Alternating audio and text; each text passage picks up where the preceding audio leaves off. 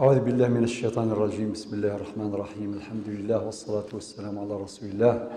أيها الإخوة الكرام، السلام عليكم ورحمة الله وبركاته. وقد درس 6 للدروس شرح متن عبد الواحد بن عاشر رحمه الله تعالى، وضد العنوان دليل وجوده تعالى. ذاكين حفظت الدرس عدان بعدما ذكرنا الصفات الواجبة في حق الله تعالى، ثم الصفات المستحيلة في حق الله تعالى. ثورة نيرد ربي سبحانه دليل وجوده تعالى. تمهيد.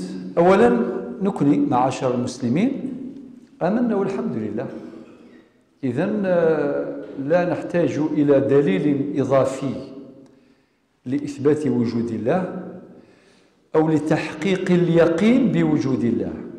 ذي نسلمن نؤمن ربي يون وريس شريك والحوجارة الأدلة في جديدين باش أنا من ربي سبحانه غنحصون غنزرب لي ونقلان ربي يون وريس شريك.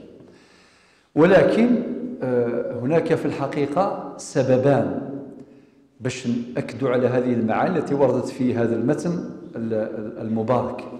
السبب الأول هو توثيق هذا الإيمان، تجديد هذا الإيمان، تقوية هذا الإيمان، لقوله تعالى: يا أيها الذين آمنوا آمنوا بالله ورسوله. ولحديث النبي عليه الصلاة والسلام: الإيمان يزداد وينقص.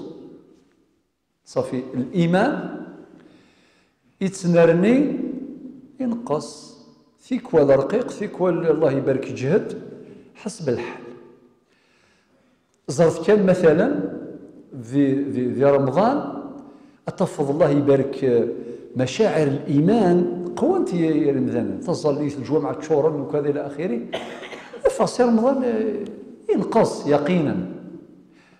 أول صلاة تصلى بعد صلاة العيد، صلاة العشاء الأخيرة الله يبارك، صلاة العيد الله يبارك، أروح صلاة الظهر العصر خلاص. وبعدين 11 شهر أتفض رقة التدين. واضح. السبب الثاني أن الإمام عبد الواحد بن عاشر رحمه الله بداها بالعقيدة وذكر بزاف مسائل تاع العقيدة. لماذا؟ لتهيئة النفوس لاستقبال أحكام الفقه، الأحكام العملية من عبادات ومعاملات. المعنى السباوي السين عبد الواحد بن عاشر أدي تهجي أغدي السوجد ذي العقيدة النغ ذي الإيمان نغ باش ما يفذو أدي تمسلي في الأحكام الشرعية الفقه. أني لي نقبليث أثنقبل صرضا، أثنقبل سلحمالة. إذن يهيئ نفوسنا وقلوبنا لاستقبال الأحكام الشرعية العملية، سواء تعلق الأمر بالعبادات أو بالمعاملات. يبدأ وجوده له دليل قاطع، هكذا يقول صاحب المتن ابن عاشر. وجوده يعني وجود الله عز وجل له دليل قاطع.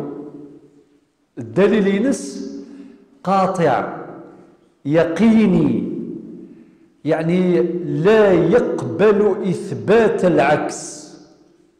دليل قاطع يقيني لا يقبل إثبات العكس. الوجود الله عز وجل أريد زمير ولا ذيون أديفك الدليل باللي ربي ولا شت باش أدين ربي الله. الحمد لله الأدلة لا تعد ولا تحصى. هذا الخير اللي احنا فيه هذه الأيام الله يبارك. يا أخي تعرفوا كيفاش كنا ما كاش أمطار والناس مقلقة والفلاحين والحيوانات مقلقين كاع، كي البشر كي الحيوانات، بل الحيوانات تلعن عصاة بني آدم. بكل بقرة ولا خروف يروح ياكل الحشيش ما كانش يلعن فينا، يلعن طبعا، يلعن في عصاة بني آدم، يلعن أقصد فينا معنى البشر.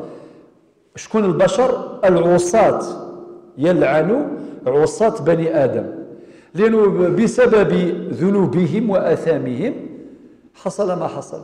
تعرفون كلكم حديث القدس الجليل: إني والجن والإنس في نبأ عظيم أخلق ويعبد غيري. ضرك كاين الناس اللي يعبدوا واحد آخر ماشي ربي. ربي سبحانه يحكو ثما شاهوت يقارن كيني أكذ الجن أكذ الإنس، خاطر الجن أكذ الإنس كيف كاين القاسطون كاين المقسطون، يعني لان المؤمنين لان وياض العصاة والكفار إلى آخره. في عالم الجن في عالم الإنس. علاش في عالم الجن كي قال ربي في سورة الجن: قل أوحي إلي أنه استمع نفر من الجن فقالوا إنا سمعنا قرآنا عجبا يهدي إلى الرشد فآمنا به ولن نشرك بربنا أحدا. هذو هما المؤمنون من الجن. المؤمنين سي الجن اسمس لنا ولا ربي استعرفا قارن إنا سمعنا قرآنا عجبا. وبعدين اعتراف آخر: يهدي إلى الرشد، معناه يتساوي سافريذ الهام، سافريذ من الرشد، والرشد كمال العقل، والرشد تمام الحكمة. يهدي إلى الرشد من بعد الفورية ماشي أبري، مباشرة تفيد الترتيب مع الفورية. فآمنا به، خلاص أعلنوا عن إيمانهم، عبروا عن إيمانهم. ندنو من من بعد لن تفيد الاستقبال، ولن نشرك بربنا أحدا. وسنسرر أشرك رب سبحانه عز وجل. هذا في عالم الجن، وكان العصاة وكان المجرمين وفي عالم البشر أيضا. لذلك في هذه الحكاية يعني في الحديث القدسي الجليل ربي يحكي هذه الحكاية بينه وبين الجن والإنس: إني والجن والإنس في نبأ عظيم أخلق ويعبد غيري. لا أحد ادعى الخلق. خاطئ. فرعون سيقر أنا ربكم الأعلى، ما قالش أنا اللي خلقتكم. خاطر وإذا قلوا زيد خلق، يلا ورينا عرض كتافك روح تخلق. لا ادعى الربوبية. وطواغيت الدنيا يدعون هذه المقامات التي لا يستحقونها، يدعونها ظلما وعدوانا، زورا وبهتانا. هكذا أنا ربكم الأعلى كسيدنا فرعون، كما يحكي القرآن: إني والجن والإنس في نبأ عظيم أخلق ويعبد غيري وأرزق ويشكر سواي. يعني شكون عطلنا هذا الرزق يا جماعة الخير؟ يعني لو كان بالصلاة نتاعنا بالعبادات بالركعات نديروها محسوب، وربي نزلها رحمات الأمطار والثلوج، وربي ذا يختبرنا هل نحن في مستوى حفظ النعمة ولا لا. خاطر هذه نعمة. السؤال مطروح: وراه السدود، وإن وجد البعض السدود اللي تحفظ هذه المياه، ترشيد الاستهلاك للماء، والماء نعمة والماء حياة. ربي اسمها هكذا: وجعلنا من الماء كل شيء حي، في سورة الأنبياء الآية رقم 30 الصفحة اليسرى في وسط الصفحة تلقاها: ولم يرى الذين كفروا أن السماوات والأرض كانتا رزقا ففتقناهما وجعلنا من الماء كل شيء حي. قد نعود إلى هذه الآية وغيرها من الآيات من خلال هذه الأبيات وهذا المتن. لذلك رب سبحانه عز وجل في هذا الحديث يقول: وأرزق ويشكر سواي. ربي قال: وفي السماء رزقكم وما توعدون. يكفى ووال. سورة الذاريات الآية 22. وربي قال: وما من دابة في الأرض إلا على الله رزقها. تعرفوا هذه الآيات كلها. وكأي من دابة، والله كي نقرأ هذه الآية نتعجب سبحان الله. وكأي من دابة لا تحمل رزقها الله يرزقها وإياكم. هذيك النملة اللي ما تقدرش ترفد، هي ما تقدرش ترفد. لو كان تعطي لها حبة قمح ما تقدر لهاش، ولكن ربي يجيب لها الرزق.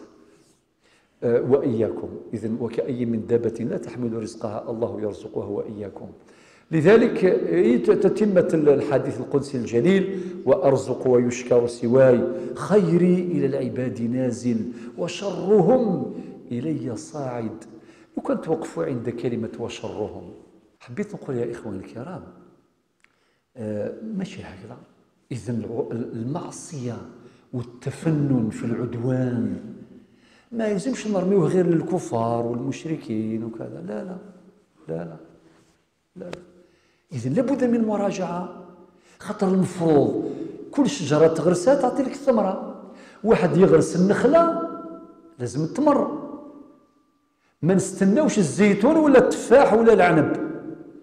غرسنا شجرة الزيتون لازم زيتون، الثمرة هي الزيتون. طبيعي يقول لك المقدمات تؤدي إلى نتائج، النتائج هي ثمرة المقدمات، شيء طبيعي. ما يعنيش هذا الكلام المسلم ما يغلطش، لا لا. شكون قال؟ كل بني آدم خطاء وخير الخطائين تواب. هذا كلام النبي صلى الله عليه وسلم. وربي قال: قل يا عبادي الذين أسرفوا على أنفسهم لا تقنطوا من رحمة الله.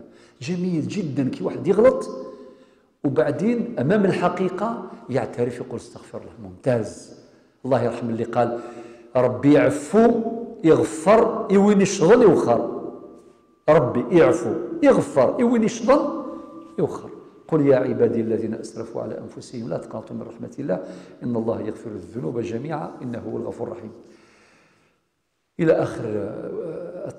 يقول أتحب خيري إلى العباد نازل وشرهم إلي صاعد، أتحبب إليهم بنعمي وأنا الغني عنهم ويتبغضون إلي بالمعاصي وهم أفقر شيء إلي، إلى آخر الحديث.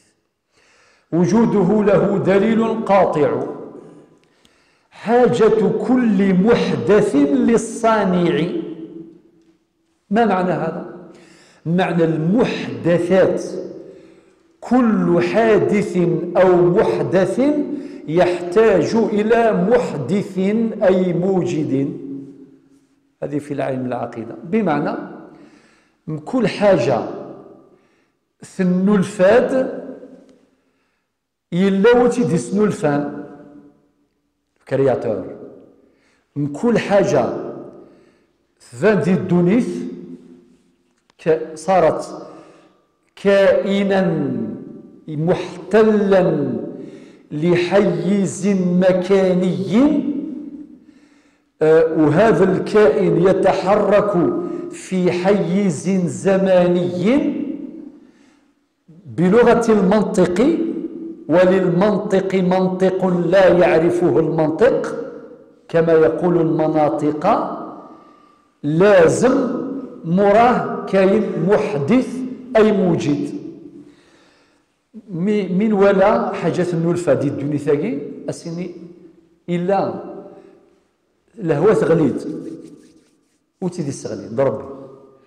هذا ما كان ماشي بلا تكنولوجي غير الهواء، ماشي بلا تكنولوجي. خاطر كان بلا تكنولوجي أذفلي لقى الساقد يغلي ذاك يثيزيوز خاطئ مازال بالك ديال الله أعلم. مي عندنا نظن الله يبارك الحمد لله. معناها كل شيء نزول المطر وهو حديث عهد بربه، إلا هبد ما كيغسل به ويمسح. ومن أوقات الاستجابة تاع الدعاء وقت نزول المطر، باش الإنسان يستثمر هذه اللحظات الجميلات الجليلات. معنى أوقات شريفة في كث الهواء ربي قبل الدعاء ذي الوقت وقت نزول المطر. العبد يستثمر الوقت باش يدعو رب سبحانه عز وجل. إذن وجوده له دليل قاطع، حاجة كذا الدليل منطقي معقول، حاجة كل محدث للصانع. معنى مادام الإنسان مخلوق إذن هناك خالق، الحيوان مخلوق وهناك خالق، المجرات مخلوقات وهناك خالق، السماوات النجوم القمر الشمس الجبال الطيور، ما نعلم وما لا نعلم من العوالم. وقد قلنا لكم في درس سابق أعتقد أو قبله في سورة ياسين، سورة ياسين الآية 36 سبحان الذي خلق الأزواج كلها. بدأت بكلمة التسبيح سبحان تعظيما لله جل جلاله، سبحان الذي خلق الأزواج كلها. وهذه صيغة العموم والشمول والاستغراق. المعنى يس ينادى ربي كلها، يعني سونز اكسبسيون، بلا استثناء، كلها لا يخرج من كلها شيء في إحاطة. وهذه هي دلالة الكلمة اللفظ في اللغة العربية، سبحان الذي خلق الأزواج كلها. وبعدين قال الأزواج. علاش قال الأزواج؟ لاستمرار الحياة. الخلق الأول خلق الله عز وجل آدم من تراب. علاش يقول في الحديث النبي عليه الصلاة والسلام يقول كلكم لآدم وآدم من تراب. معناها حذاري واحد يعتز يقول أنا كذا وأنا كيف كاع كلكم لآدم. أكن من لا غير آدم بفتنا غمزوري خلق ربي من عدم من غير مثال سابق. ولكن بعد ذلك جعل الله عز وجل هذه الزوجية للاستمرار، الاستمرار النوع كل أنواع معنى الكائنات كامل، البشر والبهائم والأشجار وكل شيء. سبحان الذي خلق الأزواج كلها مما تنبت الأرض ومن أنفسهم ومما لا يعلمون. خاطر لو اجتمع علم الناس جميعا لدخل هذا العلم في دائرة قوله تعالى وما أوتيتم من العلم إلا قليلا. لذلك يا جماعة الخير أكيد حاجة كل محدث للصانع أمر معقول للصانع. ومن الروائع اللي سمعناها من الشيخ الزنداني الله يرحمه الله يحفظه، كان في الإعجاز العلمي وهو من العلماء الكبار اللي دخلوا في باب الإعجاز العلمي. أذكر قال لك أي واحد يصنع هذه وهذه اللي قدامنا وكاع الصناعات هذه تمشي معها كتالوج. يعني الكتالوج هذا كيوري لك اللي صنعها هو اللي يدير لك كيفاش تمشيها، البطونه مش عارف البروغرام تاعها والبرنامج وكذا. هذا المثال ذكره هو وسمعناه منه حفظه الله. يقول هذا في عالم الدنيا في البشر، هذا في دنيا البشر. واللي خلق الخالق أيضا دار له دليل أنجيد. الدليل هذا هو القرآن، هو الوحي الوحياني، يعني الكتاب والسنة. لذلك رب سبحانه قال في سورة الإسراء إن هذا القرآن يهدي للتي هي أقوم، عقيدة عبادة شريعة أخلاقا وسلوكا. يكفى ووال. إذن هذه سمعنا قبل حين في سورة الجن يهدي إلى الرشد فآمنا به ولن نشرك بربنا أحدا. لو حدثت بنفسها الأكوان، هو بدأ دخل في لو. هذه لو يعني هو طرح جدلي، يفترض جدلا لو هذه الفرضيات يفترضها سنذكرها الآن. يقول لك يستحيل أن يتحقق ما تحقق لو حدثت بنفسها الأكوان. خاطر كاين اللي يقول لك هذا الكون كامل إلى آخر هذه الأكوان جاية صدفة. وإذا نعود مرة أخرى للشيخ الزنداني الله يذكر بالخير، قال لك سبحان الله الصدفة. لو كان واحد يرفد مثلا مانيش عارف كاس ويرميه في الأرض، ترميه الأرض بفعل فاعل، وبعدين كل واحد وين يروح هذيك الأجزاء تفترق. وبعدين ممكن تقتنع صدفة هكذا يجي نهار هذوك الأجزاء تجتمع وتشكل الكأس من جديد. مستحيل هذاك إلا إذا كان بفعل فاعل يجمع الأجزاء ويدخلها ريسيكلاج مش عارف ايه وكذا، يعودها المادة هذيك يزيد يصنعها مرة أخرى. هذا ما كان، وإلا لا يمكن.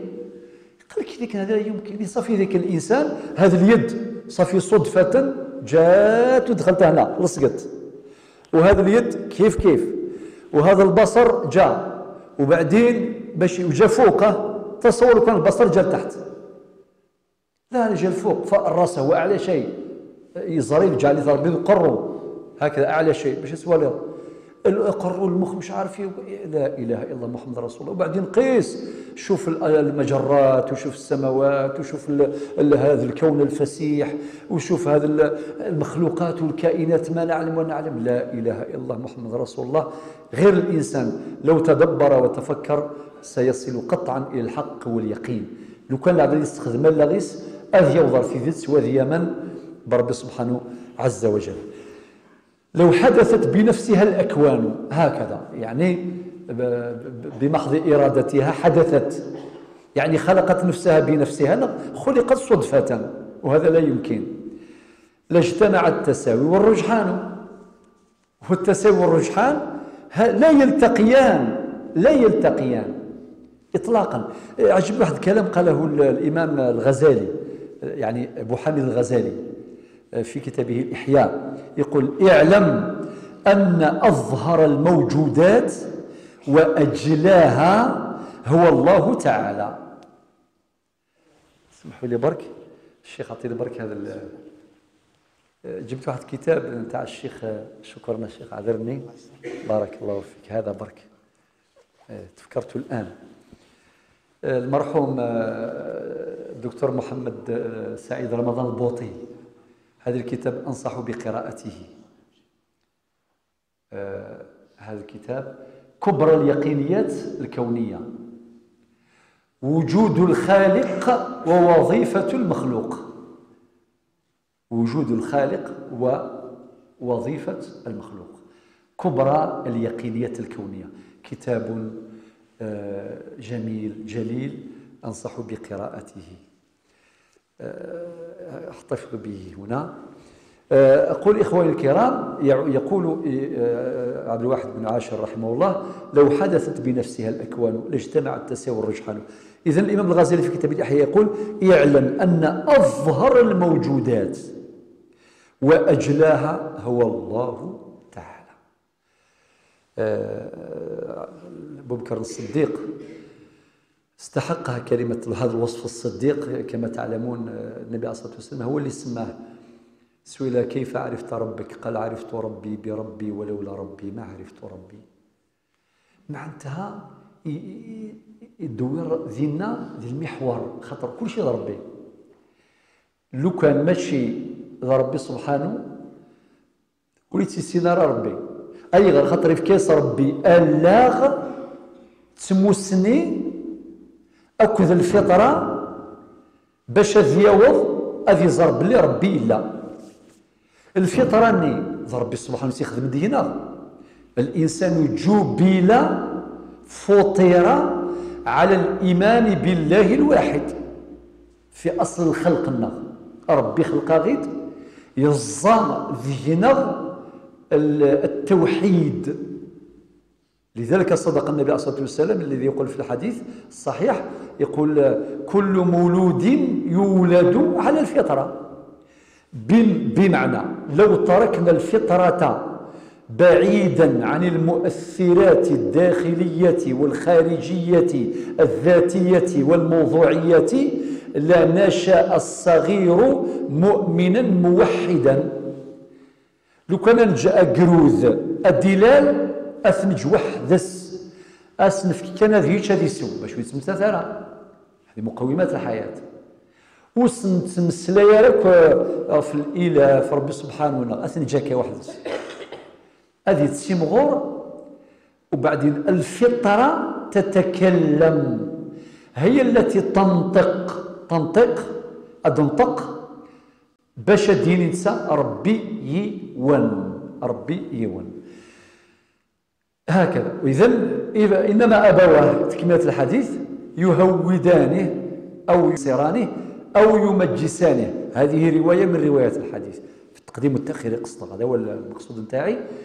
من بعد الأسرة، لونتوراج، لونفيرونمون، المحيط، المحيط الأسري، المحيط الاجتماعي. المحيط هو الذي يؤثر فيه إيمانا أو كفرا، هدى أو ضلالا، استقامة أو اعوجاجا.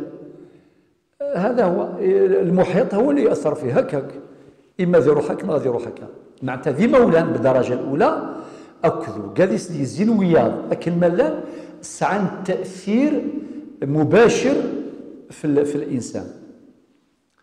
لو حدثت بنفسها الأكوان واجتمع التساوي والرجحان، وبعدين شو دينا؟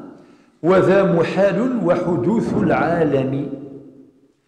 وذا محال معنى ينفي الفرضية السابقة، نفي الفرضية السابقة. لا يمكن لهذه الأكوان أن تخلق نفسها بنفسها. هذه الأكوان تحتاج إلى خالق. حاجة كان تمشطوح ثاقي، لو كان دياسي ولا كيني ثاقي توصنع وحدث ولا شواريا منن ثاقي ولا شواريا منن. السيونز المحال إلا ويتيدي خدما، ولكن الكوناقية كل حالاقية كل سوالين يهو يعني يهو صافي ذاك ما معناه ما عدا إذا كان واحد أبو الطيب شاعر الحكمة قال واحد الشاعر قال لا يصح في الأفهام شيء إذا احتاج النهار إلى دليل. شوف بلغة الشعر يبرهن. لا يصح في الأفهام شيء إذا احتاج النهار إلى دليل. لو كان كينيون فكيد الدليل باللي قاضي طلع ما قاضي قياضه فكيد الدليل بلا قلا ضياض قلا ضياض. خصائص الليل راكم موجودة، الظلام، الظلمة إلى آخره. وزكا بدي شرقية طيجدا وكي قرايون فكيد الدليل باللي ثاني يولي واس. صافي هذه مسألة. وما أدراك كيف تتضافر الأدلة التي لا تحصى عددا، الأدلة العقلية والأدلة النقلية والآيات الكونية والآيات القرآنية، كلها تؤكد على أن الله عز وجل هو الواحد. وذا محال يعني نفي الفرضية السابقة، وحدوث العالم يعني هذا العالم كله. العالم كي يقول كلمة العالم المراد بها جميع المخلوقات، جميع الموجودات. وهذه الموجودات مصنفات. كاين ما يسمى بالجمادات. الجماد، ما معنى الجماد؟ الحجر، تراب، وقاص الجماد، أزرو، أكيال، الرمل. الجمادات. نطلعوا شويه في النيفو، واش نلقاو النباتات والاشجار وهذه الامور كامل. يعني هي عندها خصائص لا نجدها في الجماد. الشجره تكبر وتخضر وكذا وتتنفس وعندها صفات لا نجدها في الحجر. هذه النباتات. نطلعوا شويه الحيوانات عندها صفات وخصائص لا نجدها لا في الجمادات ولا في الأشجار والنباتات. الحيوانات تعيط، تزقي، تمشي، تاكل وتخوف ودير بزاف أمور، تفرح، تجمل الحياة هذه. شوف الطيور في السماء تجمل طيور، ذاك الجمال. في نفس الوقت ربي خلقها لنا. نطلعوا الآن احنا البشر صافي الصنف الرابع، الجمادات، أزرو وشير وكذا وكذا. وقال مسخر لنا بدليل الحجرة، ديها وين حبيت تاخذ لك الرأي. بني بها جامع ولا بني بها بلا ما نقول حاجة أخرى تاع الفساد. الحجرة تطيع، ما تقولكش ما نمشيش، هي سخرها الله لنا. أزرو أنت تبغى تاوي ضويث أتفضل سيس الجامع الغخام اللوزين غير نظام. يلا النباتات والحشيشة وكذا. مسخره لنا، تزود التجره، تزود الحشيش الى اخره، الزوض اللي تبغيها صافي. ذاك فوسي كيدير لا الزوت من بعد ربي سيدي السمغين، ماشي شي سيدي السمغين، زريعه تزرعها تحرث الى اخره. وبعدين نطلعوا الحيوانات ايضا مسخره لنا. الحيوان والله غير ما نخبي عليكم، كل ما نشوف الناس تاكل الحمه الدجاج والبقر وكذا، معليش لا اخفيكم سرا، نقول هل نستحق ان ناكل هذه؟ هل نستحق؟ حيوان كان نورمال ياكل ويمشي وكذا، حنا نذبحوه، حنا ناكلوه، وبعدين باش ناخذوا الصحه وكذا. مسخره لنا والله العظيم. ماتت على بالك، هما يموت باش حنا نفرحوا، هو يموت تذبحوا والناس تفرح وتاكل وتشرب وكذا الى اخره. سبحان الله. وفي حين كما كان واحد كان يربي خروف، يربي خروف للعيده، تلمو عاش معاه بزاف. نهار العيد قال لهم ما نحضر، ما ناكل منه ما والو. وبعدين باش ياكل اللحم داغ الشرا اللحم، هو شا اللحم من الجزعه صافي كذا اللحم. معناتها هنا كان خلل، تربي عليه الكبده. من لذلك خلق، كاين حكمه، ربي خلق هذو لنا، الطيور لنا، كل شيء هذه الخيرات، البحر، السمك بالحوت بجميع انواعه لنا. ربي قال وان تعدوا نعمه الله لا تحصوها. هذه في الخيرات وكذا. وتلقى الانسان يخلي كاع الخير هذا يروح الحرام، اكرمكم الله، يروح ياكل لحم الخنزير. شفتوا المساله كيف؟ لانه هنا الشيطان يتدخل. سبحان الله. مره سئل احد العلماء قال ما الفرق بين غوايه الشيطان وغوايه النفس؟ يا اخي النفس تغوي الانسان والشيطان يغوي الانسان، ما الفرق بينهما؟ سهله، اعطي لك بارين واحد. قال لك الشيطان المهم الغوايه، المهم يجيب كاو. اما نفسنا، النفس سيبلي. باغ اكزومبل تلقى واحد النفس نتاعو تحب الرشوه، يحب رشاوي وكذا، يولي اكسبير في الرشوه. سي بور سا يسميها الملح. الملح ما يقولكش رشوه، خاطر رشوه ثقيله صافي، يقول لك المحفوس. هذا يحب الرشوه، يحبها. تصور لو كان تقول يجي واحد يقول له يلا تروح تشرب شويه شراب، يقول لك لا لا لا لا، جامي شربته في حياتي. هو يقول لك يعني صح، ما كذبش، يقول لك جامي شربته في حياتي. ولا لا اذا كان عنده قضيه مع خصمه يقدر يدير كلش، المهم يغلب خصمه ويروح يصلي، يقول اللهم اغفر لي ما قدمت وما اخرت.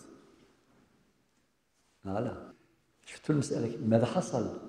صافي النفس حببت له حاجه، هذيك بركه يمشي فيها الى اخره. ولكن الشيطان واش يقول لك؟ الشيطان ماشي هكذا. الشيطان يقول لك المهم خذ لي الراي، الرشوه والسرقه، لي ديتورنمون، ما تصليش، ما تصومش، ما تزكيش، المهم اظلم محقر، كل حقوق خاوتك. انا عاميه تلقى واحد مصلي وياكل حقوق خاوته عادي تماما. شفت المشكل؟ على لماذا ابن عاشر طول في العقيده؟ كان في بالي باش نروحوا مباشره، لا نروحوا مباشره للفقه، ندخلوا في الفقه، ولكن من بعد وهو ركز، لازم نركزوا عليها. لذلك يا جماعه الخير نكمل. وذا محال وحدوث العالم من حدث الاعراض مع تلازم. معناتها كاين هناك تلازم، كل حادث يحتاج الى محدث، يحتاج الى موجد. لا يمكن لهذا الكون، لهذا العالم أن يظهر إلى الوجود إلا بخلق من الخالق ومن غير مثال سابق. دائما نركزوا على هذا، لأنه هذا هو الإيجاد من العدم. لو لم يكن القدم وصفه لازم، لو لم يكن القدم، واحد الكلمة المرة اللي فات من الصفات الواجبة لله عز وجل القدم. ربي سبحانه من صفاته القدم، إذن فهو ليس محدثا قديم.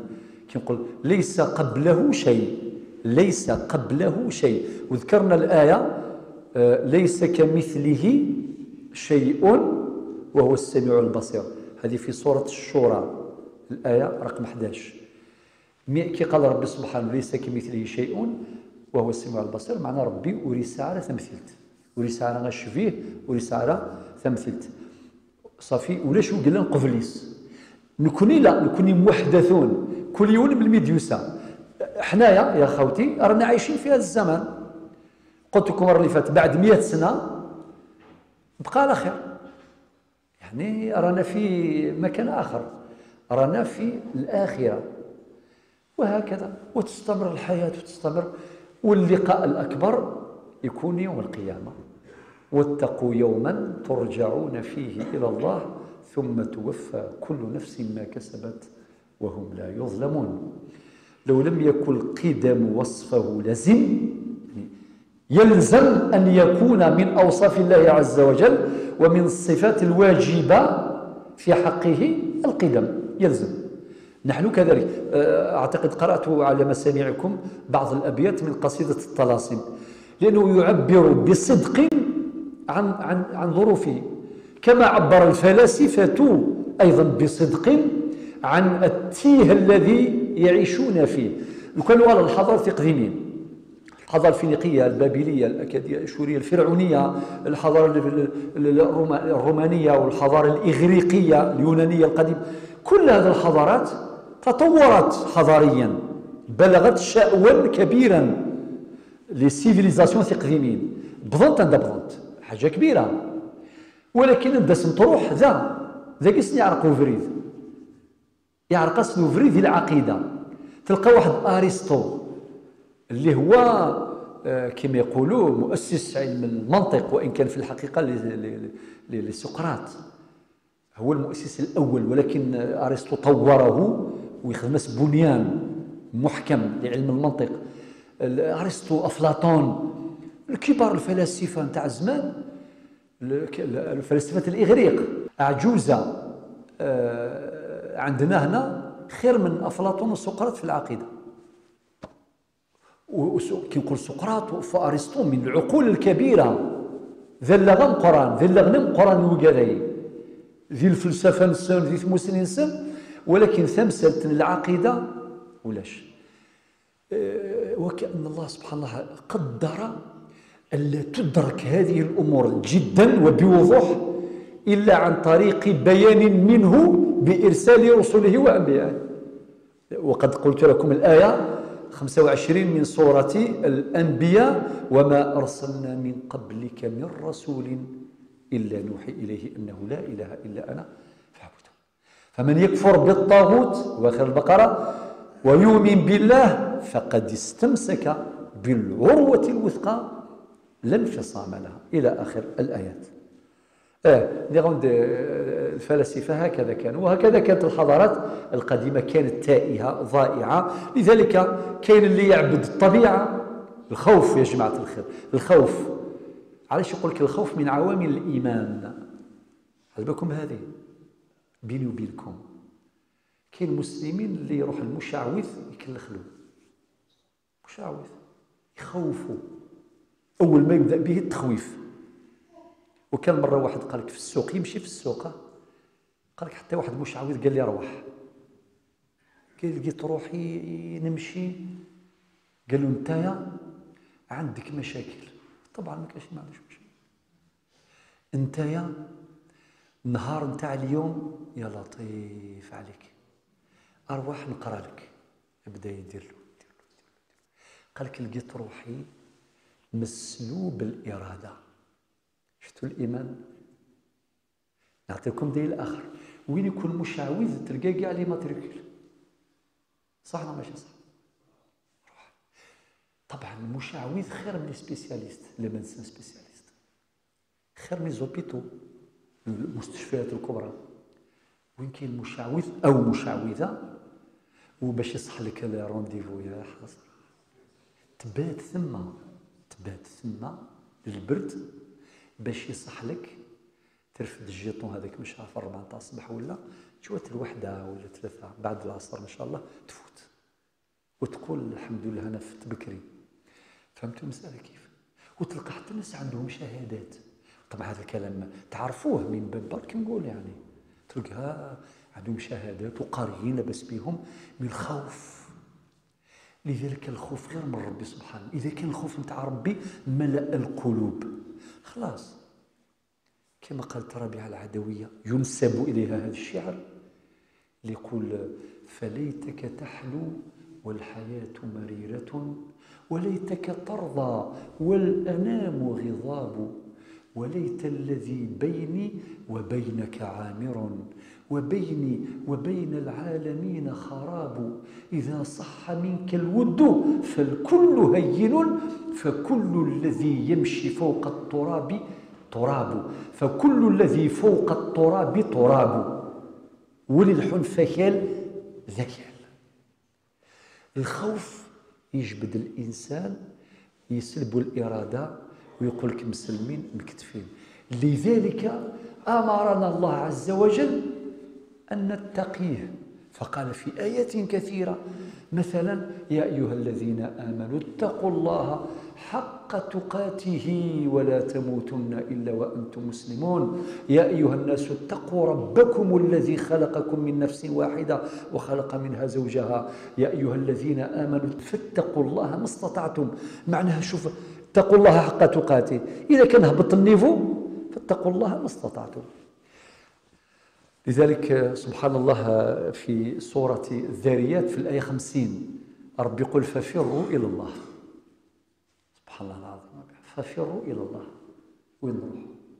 أحيانا سوتو في المرضى هذا شحال من الناس اللي مرضوا يلقى روحه داخل في الشهوات. يقول لك الأطباء ما قدروش رحت درت الرقية قريت القرآن قراوا لي الشيوخ القرآن ما كاينش صغار وكأنه هذا مبرر باش يروح ليه. ما على بالوش بلي شفى في يد ربي وإذا مرضت فهو يشفين. وقتاش يجيب الشفاء كي يبغي ربي مي يبغى ربي يشفى ماشي مين يبغى. لو كان كفاسنا ثورة ندعو يموضا أسندفك ربي الشفاء كمل ندعو الله عز وجل الأجر ثابت وإن شاء الله الدعاء ثق بالله ربي سبحانه لأنه وعد. ولكن كيف يستجيب ومتى يستجيب هو. ومن أدب الدعاء أنه لا نستعجل الاستجابة أو الإجابة ثمثم جيت ربي سبحانه يفعل ما يريد. عبدي أنت تريد وأنا أريد إن سلمت لي فيما أريد حققت لك ما تريد وإن لم تسلم لي فيما أريد أتعبتك فيما تريد ولا يكون إلا ما أريد. أنا غد وعدت بالأبيات هذه نتاع هذاك المخلوق هذاك اللي أبو ماضي واللي يقول لك جئت لا أعلم من أين ولكني أتيت. أكيد معنى ما ينكر موجود محدث. ولقد أبصرت قدامي طريقا فمشيت كيف جئت كيف أبصرت طريقي لست أدري أجديد أم قديم أنا في هذا الوجود هل أنا حر طليق أم أسير في قيود إلى آخره. نكمل. لو لم يكن قدم وصفه لزم حدوثه دور تسلسل حتم. هنا فيه واحد التفصيل ثاني مهم في موضوع تسلسل الأحداث. اسمحوا لي واحد النظرية كاين اللي يفهم بلي هذا البيت يشير إلى نظرية النشوء والارتقاء. معناه كيفاش في البداية يقول لك مثلا الكاجو نتاع طوماطيش خليه يرشى كي يرشى يدود يخرج الدود أبرك كي يخرج الدود ومن بعد يكثر الدود وتمشي الأمور وخلاص. وبعدين أصل الإنسان قرد وبعدين تطور كل هذا الكلام هذا ما نطولش فيه خاطر وإلا يأخذ كلام وقت طويل. لو أمكن الفناء لانتفى القدم. لو دائما هذه افتراض جدلي. لو أمكن الفناء يعني لو أمكن الفناء في حق الله هذا هو التقدير. وإحنا على بالنا بلي من صفات الله الواجبة البقاء وقد ذكرناها فيما سبق. من صفات الله الواجبة البقاء.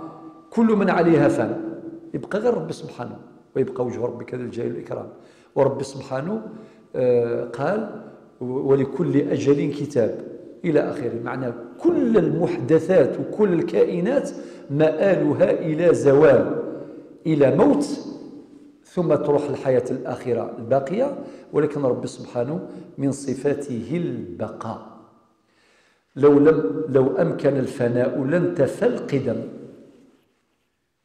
يعني لا يمكن، لو كان الفناء يكون في حق الله تعالى لا يمكن أن تتحقق صفة القدم في الله عز وجل، لانتفى القدم. معناه باش يقول رسالة بطريقة محكمة أن هذه الصفات متكاملة، صفة رب سبحانه عز وجل متكاملة. مدام من صفاته القدم، إذن كما يقول في الرياضيات هذا يستلزم صفة أخرى وهي البقاء. هذه تستوجب تقتضي الأخرى. من صفاته القدم، هو الأول وما كانش واحد قبله، وهو الآخر ولا شيء بعده. إذن لو أمكن الفناء لانتفى القدم. لو ماثل الخلق حدوثه انحتم. ما معنى هذا؟ لو ماثل الخلق، لو كان ربي سبحانه وهو خالق، لو كان مثل المخلوقات يشبه المخلوقات، قال لك حدوثه انحتم. إذن هو أيضا يجري عليه ما جرى علينا. نحن محدثون، إذن مادام هو مثلنا يشبهنا، ما جرى علينا يجري عليه. نحن محدثون، هو أيضا محدث.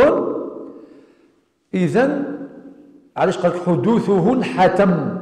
معنى يصير حدوثه أمرا محتوما، وهذا أمر لا يليق بالله عز وجل. طبعا هذه لو هذه ما تقلقوش منها، لأنه لازم يقول هكا باش يخلي المخ يخدم. يعني هذا ما كان، هذا هو وإلا نحن مؤمنون الحمد لله عادي. ولا تموتون إلا وأنتم مسلمون. إن شاء الله ما كان حتى مشكل في هذا الباب. ولكن ثمرات العقيدة هنا اللي كان كلام، هنا يكون كلام. لو لم يجب وصف الغنى له افتقر.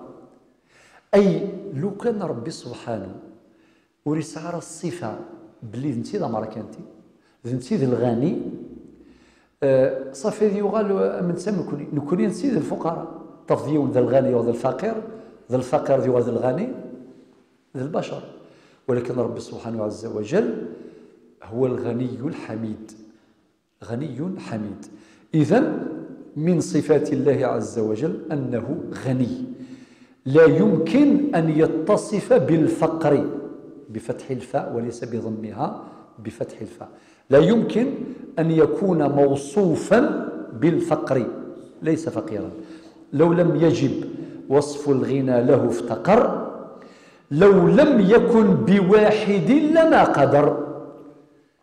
لو كان ماشي واحد السيقلة أريد سيليا ذولي الزمرن. وحنا ذكرنا المرة اللي فاتت من صفات الله عز وجل القدرة. كان الإرادة، كان القدرة. إنما أمره إذا أراد شيئا أن يقول له كن فيكون. وين جاي هذه الآية؟ ياسين آية 82. إذن ربي سبحانه أعطى أمر باش ينزل الحمد لله الخيرات، البركات والأمطار والثلوج وكذا إلى آخره. لو لم يكن بواحد لما قدر. لو كان ماشي ذي وحدث لا شريك له. ورسالة القدرة المطلقة إكسعة أكثر. أخيرا لو لم يكن حيا مريدا عالما. لو لم يكن حيا فمن صفته الحياة الأبدية، فهو حي لا يموت. نقول الحي، الله هو الحي القيوم. حي قيوم، حي لا يموت، قيوم يقوم بنفسه ولا يحتاج إلى غيره. نكوني عندنا صفة الحياة، نكوني أحياء، ولكن حياتنا مؤقتة.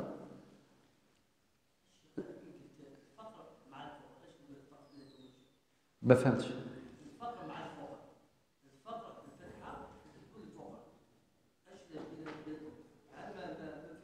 لا، الفقر في اللغة العربية في لسان العرب بفتح الفاء. لا ماشي بالضمة، كاين بين قوسين فتح قوس، أنه في اللغة العربية سوف نتعامل معها إن شاء الله. في اللغة العربية كاين بعض الألفاظ وبعض الكلمات ورثناها، هي أخطاء شائعة ثم نستنسخها. مثلا نقول لك أبارتمون اسمه بالعربية خطأ، شقة. شقة معناها تسرفت، شقة، شقة تسرفت. هي يقولوا شقة بفتح الشين، خاطر علاش نغاو بزيك مغارن صغار نتاج الرمث باش يلس هذه قاعدة هذه يقرز، تعرف تديني سوا ليس كذلك. الشقة لا، يقولوا شقة. هذه اسمها واحد كيهضر يقول لك صوته من يخرج من عاوز كم خطأ. الحنجرة، حنجرة خطأ شائع، خطأ شائع. والخطأ الشائع يتعامل معه على أنه صحيح. يولي كي تقول سواس ملي يقول لك جمع الأستاذ جمعه الصحيح الأساتيذ. لو كنت تقولها قدام الناس يقول لك معشر الأساتيذ يتقلقوا عليك، يقول لك شنو هذا ولا لا. قولها برك، جربوها. وين تقولوا إخواني الأساتيذ يقول لك الشيخ لا عليك النور. شوف الله يبارك، شوف الإخوة جزاهم الله خير. رفعت عليه دعوة قضائية. هي خطأ. مرمو دعوة. بارك الله فيك. ما شاء الله ما شاء الله ما شاء الله. إن شاء الله يا ربي يبارك نوليو نفتحوا هكذا نوافذ لغوية هكا باش لذلك الخمر يقول لك الخمر يقول لك الفلان يتناول الخمر بالضم. لا، الخمر ربي قال إنما الخمر والميسر والأنصاب والأزلام يسمى من الشيطان إلى آخره. الله يبارك فيك. لو لم يكن حيا مريدا عالما، صافي عنده صفة الحياة، إذن فهو حي لا يموت. صفاتنا مؤقتة كما الوارث، كلنا ورثة، من يجي نهار نموتوا واش نوليو مورثين، واللي خليناهم أيضا يموتوا يوليو مورثين. صافي هذا يورث هذا يورث هذا. مي نقولوا تجوزا ورثة ديزيرتي، من يجي نهار نموتوا. واش قال ربي في القرآن؟ ولله ميراث السماوات والأرض. ما تقولوش بلي تورثوا البلاد واللوزينات وكذا طول، لا مؤقتا. ولكن صفات الله عز وجل دائمة أزلية، صفاتنا مؤقتة. الحي نحن حياتنا مؤقتة، حياة الله أبدية. مريدا من صفته الإرادة، مريد ولكن نريد، ولكن إرادة الله عز وجل تفوت كما تفوت في أمر الخلق، تفوت أيضا في أمر التشريع. علاش قلت لكم آيات كثيرة وأن ربي سبحانه يقول يريد الله بكم اليسر ولا يريد بكم العسر. وين جاي هذه الآية؟ البقرة، الآية 185 حيث تلقاها على اليمنى فوق في الفقرة الأولى. وإذا يقول ربي سبحانه في سورة النساء يريد الله أن يخفف عنكم وخلق الإنسان ضعيفا. هذه الآية وين جاية؟ في سورة الآية 28 اللي جاية بعدها مباشرة ولا تقتلوا أنفسكم إن الله كان بكم رحيما. خاطر يقدر الإنسان يقتل روحه وقت الشيء كي يكون ضعيف فيبل راح فيها كامل، يقول لك نروح ندير حد لحياتي. عالما والعلم من صفات الله عز وجل. علم الله عز وجل أزلي. وقادرا، زاد رجع القدرة، وقادرا لما رأيت عالما. لو لم يكن حيا مريدا عالما بكسر اللام، وقادرا لما رأيت عالما بفتح اللام. العالم والعالم. العالم ربي سبحانه من صفاته أنه عليم عالم، وما يوصف به الناس بعض الناس بصفة العالم تجوزا في إطار قوله تعالى وما أوتيتم من العلم إلا قليلا، وفوق في إطار قوله تعالى وفوق كل ذي علم عليم. وقادرا لما رأيت عالما، لو لم تكن هذه الصفات مجتمعات متكاملات لما رأيت عالما، ما تشوفش هذا العالم، المجرات والسماوات والقمر والشمس والنجوم والطيور والبشر والبقر وكل هذه المخلوقات، هذا العالم الجميل يفترض أن يكون جميلا، ولكن للأسف حصل ما حصل. الآن في نهاية الدرس، هذه هي فقط الأبيات. الدرس القادم ندخل في قوله في تحت نشرح العنوان ما يجب لله، وبعدين ندخلوا الصفات الواجبة للرسل، وكان كلام أيضا ممتاز مريح جدا ومفيد سنسمعه إن شاء الله في الدروس القادمة. الآن في النهاية نحاول نعطي واحد الخلاصة مركزة لما ذكر. أولا هي نروح درك شكون يعاوننا باش نؤمن بالله كثيرا. كاين 3 أسباب مختصرة. السبب الأول هو التأمل والنظر. نتأمل وننظر، خاطر كل إنسان يتأمل وينظر يدرك الحقيقة، كما قال الإمام الغزالي يعلم أن أظهر الموجودات وأجلاها هو الله تعالى. إذن وين يستخدمنا اللاغيس يستخدم العقليس يتوحد ربي ذوين يخلق أذيا من ربي.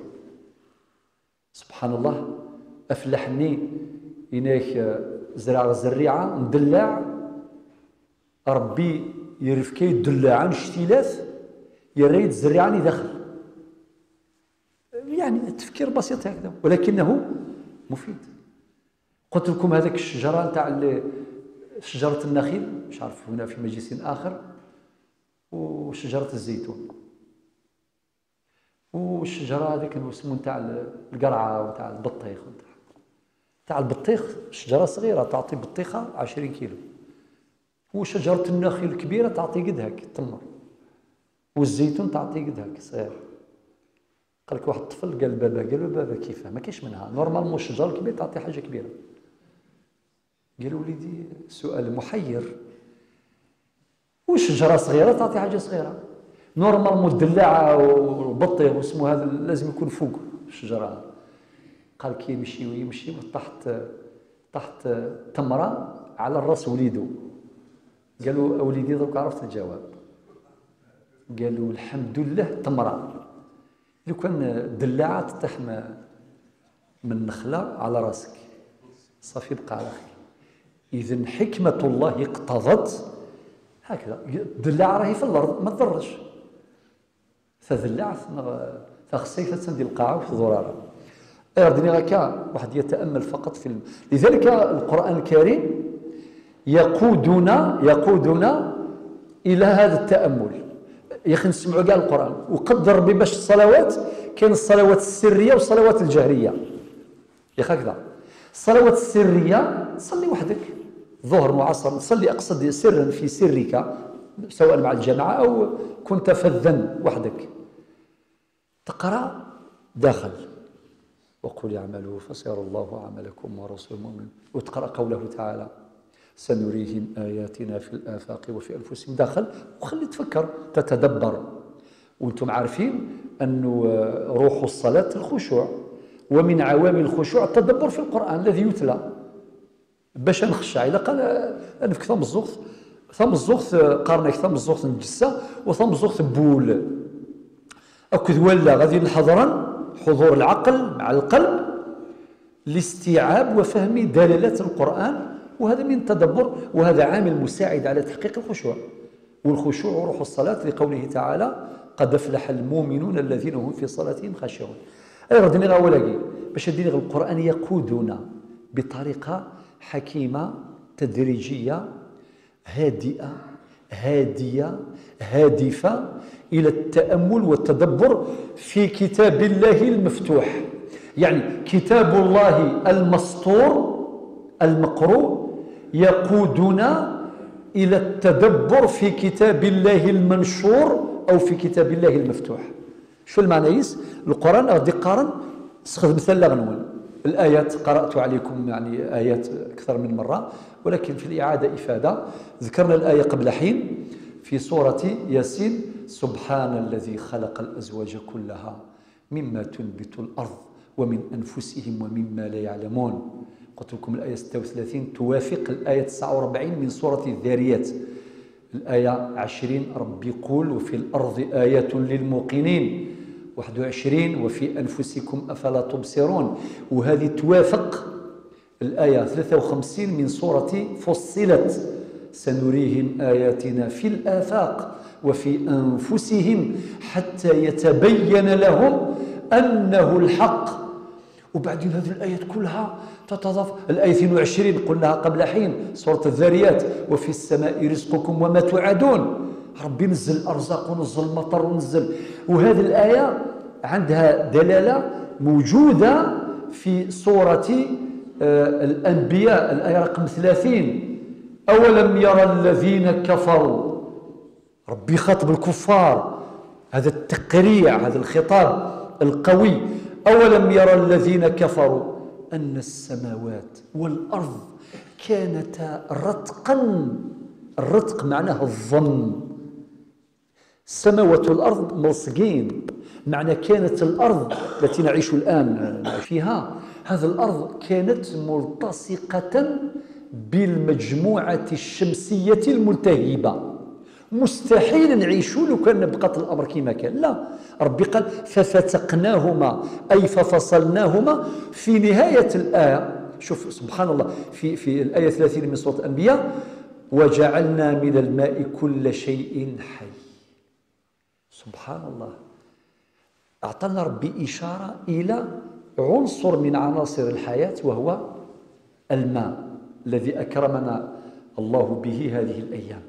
إكرام ربي سوى مناقي أثن ذي الآية 30 مدينا: وجعلنا من الماء كل شيء حي. قال كل شيء. ما معنى كل شيء؟ معنى كل شيء، معنى البشر، الحياة. أمان واحد يعطش يشرب الماء، صح؟ وإذا كان يتوضأ بالماء ويدوش بالماء، وكي يعرق يخرج الماء، وخروج العرق مادة فرثيذي ثلها حين الفلاني مادة فرثيذيس جميع مثاولة من والد فرثيذي سيني خلاص قرب هذه يحلو كي قارنوا زرا ما يسمى غالا فقال بيبريك أنا الطباء وتحسوثار زعما هذا الصحة. إذا هذه الآية اللي ذكرناها قبل حين في سورة فصلت: سنريهم آياتنا في الآفاق وفي أنفسهم حتى يتبين لهم أنه الحق. وهذا الحق لا تدركه الأبصار، أليس كذلك؟ وهو يدرك الأبصار. ربي قال: لا تدركه الأبصار وهو يدرك الأبصار. وين جاي هذه الآية؟ في سورة الأنعام الآية 103. علاه؟ لأنه اقتضت حكمة الله عز وجل أن أبصار البشر محدودة كما قلنا، وعقول البشر محدودة. تدرك العقول، ندرك الله عز وجل بعقولنا وبقلوبنا إيمانا يقينيا لا شبهة فيه ولا ريب، ولكن لا تدركه الأبصار. كيفاش يقول هذا؟ يقول لك الأثر يدل على المسير. وهذه الآيات لا يتقوم الإسلام أن نستخدم اللغنغ باش نوضر في ذات غادي سورة الذاريات ربي اسمي بض غلاية 50 إن ففروا إلى الله. الآية 55 إن وذكر فإن الذكرى تنفع المؤمنين. الآية 56 ربي يناد: وما خلقت الجن والإنس إلا ليعبدون. معناه شغل تسلسل منطقي درجة بدرجة درجة بدرجة درجة بدرجة. الإنسان مي قبل الدرجة هذه من ربي بعد ماذا؟ بعد الإيمان شنو يخدم؟ يعبد. واعبد ربك حتى يأتيك اليقين وما خلقت الجن والإنس إلا ليعبدون. هذه في سورة الذاريات الآية 56. الوسيلة الثانية هذا شوت وسيلة مهمة أيضا، وهي الذكر، ذكر الله عز وجل. علاش ربي قال يا أيها الذين آمنوا اذكروا الله ذكرا كثيرا وسبحوه بكرة وأصيلا. الإنسان كي يذكر ربي سبحانه، يقول العلماء أفضل الذكر ذكر يتواطأ عليه القلب واللسان. ولاش الذكر قالها أم الذكر يعني البرمي شوا ذوا أتذكر ربي سوليك سيلسيك مع حضور القلب. ما دين سبحان الله معنى سبحان الله فقد تقول، ما دين الحمد لله معنى الحمد لله، دين استغفر الله وهكذا تسبيح لا حول ولا قوة إلا بالله وهكذا ثقي. ولكن ميم إذا كان الإنسان يذكر الله بلسانه حتى مع غفلة قلبه لا حرج، فإن ذكر اللسان يؤدي إلى ذكر الجنان. مرة واحد حكيم جاءه شخص قالوا يا فلان أذكر الله كثيرا ولكن قلبي غافل، وقيل لي دع ذكرك لله. قالوا له ما زيد تذكر انت لابسونس هذا تاع قلبك ما ينفعش. شفت كيف قال لك؟ وبعدين توقفت لا أذكر الله غادي. وبعدين قالوا إلزم الذكر باللسان مع غفلة القلب. بعدين قالوا فإن ذكر اللسان يؤدي إلى الذكر بالجنان، معنى بالقلب. مع الوقت تدريب أيوة الحضر القلب يحضر. إذن الذكر، وطبعا الذكر هو كما يقول العلماء هو أيسر العبادات. تذكر الله على كل حال، وربي قال شوف في الآيات في أواخر سورة العمران الذين يذكرون الله قياما وقعودا وعلى جنوبهم. بعد قال ويتفكرون في خلق السماوات والأرض. شوف التدبر والتفكر والنظر يمشيوا مع بعض، وبعدين يأتي الذكر ويتفكرون في خلق السماوات والأرض ربنا ما خلقت هذا باطلا سبحانك فقنا عذاب النار. الوسيلة الثالثة هي التزام العبادات. جماعة الخير، العبادات هي مذكرات وتدريبات مستمرة، بمعنى وفرصة لاكتشاف، فرصة لمعرفة الله أكثر، وفرصة للتقرب إليه. خاطر إذا كان الإنسان حجم عن العبادات، علاش قال هنا الشيخ محمد سعد رمضان البوطي الله يرحمه كبرى اليقينيات الكونية وجود الخالق ووظيفة المخلوق.